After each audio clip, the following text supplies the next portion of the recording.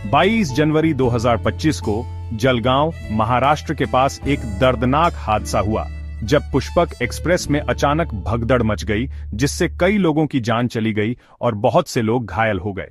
शुरुआती रिपोर्ट्स बताती हैं कि किसी तकनीकी खराबी की आशंका से यात्रियों में दहशत फैल गई, जिससे उन्हें लगा कि ट्रेन में आग लग गई है। इस घटना से वहां अफरा तफरी मच गई और घायल यात्री पटरियों पर इधर उधर बिखरे पड़े थे।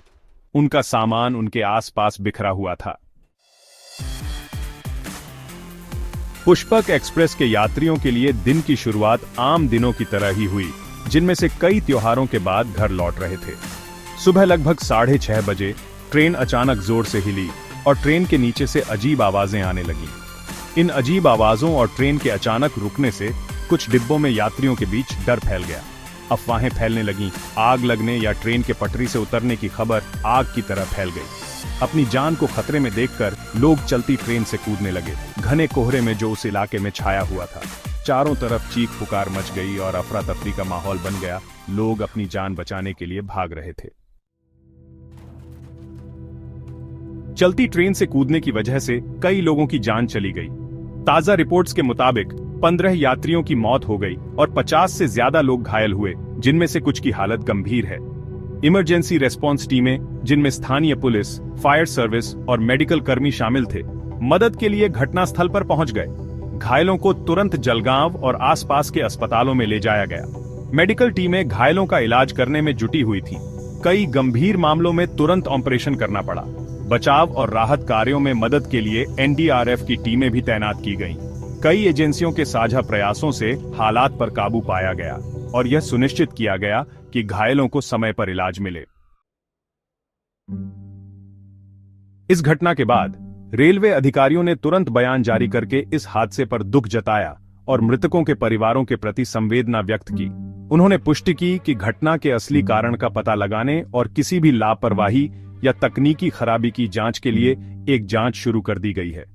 रेल मंत्री ने जानमाल के नुकसान पर गहरा दुख व्यक्त करते हुए मृतकों के परिवारों के लिए अनुग्रह राशि और घायलों के लिए आर्थिक सहायता की घोषणा की।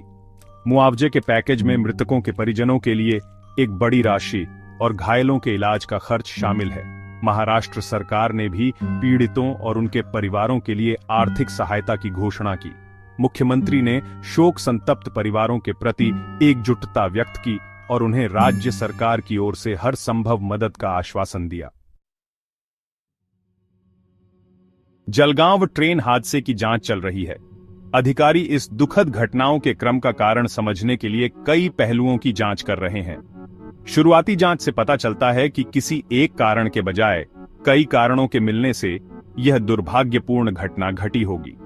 एक संभावित कारण जो जांचा जा रहा है वह है ट्रेन के एक या एक से अधिक डिब्बों में तकनीकी खराबी। यात्रियों द्वारा बताई गई असामान्य आवाजें अचानक झटके और ब्रेक लगने से किसी यांत्रिक समस्या की ओर इशारा करते हैं। जांचकर्ता ट्रेन के रखरखाव के रिकॉर्ड की बारीकी से जांच कर रहे हैं और खराब डिब्बों में किसी भी तरह की खराबी के संकेतों की जांच कर रहे हैं। जांच का एक और पहलू यह है कि इस स्थिति को बढ़ाने में दहशत और गलत सूचना की क्या भूमिका थी। शुरुआती झटके के बाद रेलवे कर्मचारियों द्वारा तुरंत और स्पष्ट जानकारी न देने से भी दहशत बढ़ी होगी। हादसे की कहानी प्रत्यक्षदर्शी बताते हैं। जलगांव ट्रेन हादसे का भयावह अनुभव बचे हुए लोगों पर एक गहरा घाव छोड़ गया है, जिनमें से कई अभी भी इस हादसे से उबरने की कोशिश कर रहे हैं।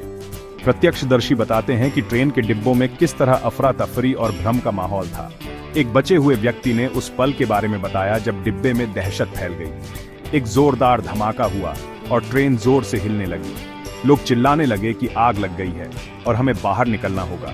उन्होंने दरवाजों की तरफ भागते लोगों, धक्का मुक्की और बच्चों के अपने माता पिता से बिछड़ने के दर्दनाक मंजर के बारे में बताया।